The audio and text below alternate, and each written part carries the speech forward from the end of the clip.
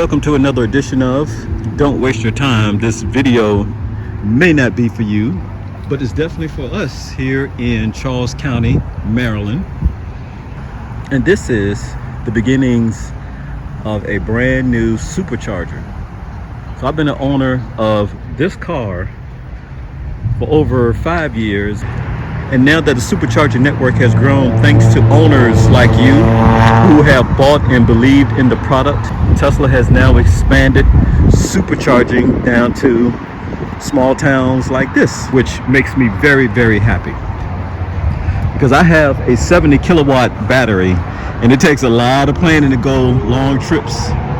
And definitely when you're trying to get back home, you want to make sure that you have, enough charging to get back home. So it's really nice to see that they're bringing charging out here. And again, thanks to all of the owners out there, because you made it happen. You believed in the product like I did and like so many other people did, that electric cars are going to be the way of the future. And also too, that you can save while you're driving and you don't have to come out of pocket as much. We're about 35 miles away from the closest interstate, which is 295. And the direction that I'm pointing to, that's the direction to Baltimore, and then back in that direction is towards my house. But if you go back that way, that's towards Washington, DC. So when you leave this area, you have two outs, and there's a lot of traffic. So it may take you an hour at best to get on the interstate. And as far as service centers here, there's none. We have a service center in Virginia at Tyson's, and we have one in Sterling. That's about an hour and a half to 2 hour drive. If you want to go to Baltimore, Maryland, that's a 2.5 hour drive. If you want to try Owens Mill, Maryland, that might be a 2 hour drive. If you want to try Rockville, that might be an hour and 45-minute drive. So it is so far out just to get your car serviced.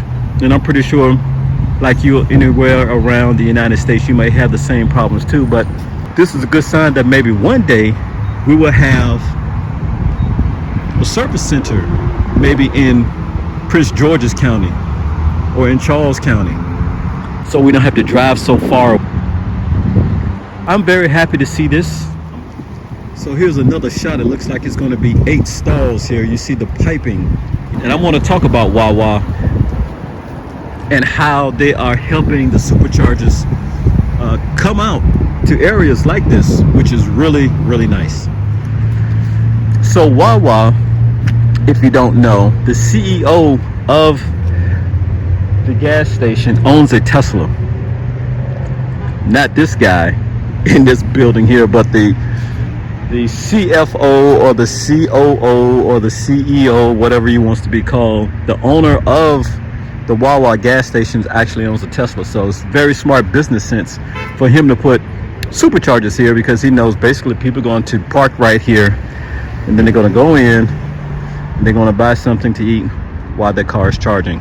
Tesla people would drive anywhere for charging, and they would definitely get something to eat while they're charging. We already know that, because Tesla people are a different breed of animals. I mean, if there's food to be had, snacks to be had, we'll come out along with other folks to charge our cars, and we'll fellowship. There has been a explosion of Teslas here in Charles County. Again, when I was here in 2015, when I first bought my car, you can count them on one hand. It was just so rare to see a Tesla. Now you see them all over. Model 3s, Model Ys, Model Xs, Model S's. And I'm pretty sure people in the surrounding counties have money put down on the Cybertrucks. So we'll be seeing an explosion of Teslas even more pronounced in the weeks and coming months. There's a Model S right there. You can barely see it. Last month we had Tesla come out to do touchless driving at our mall.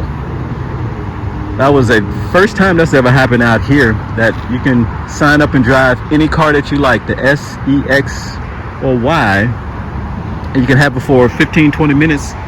You can drive it around and then you'll come back.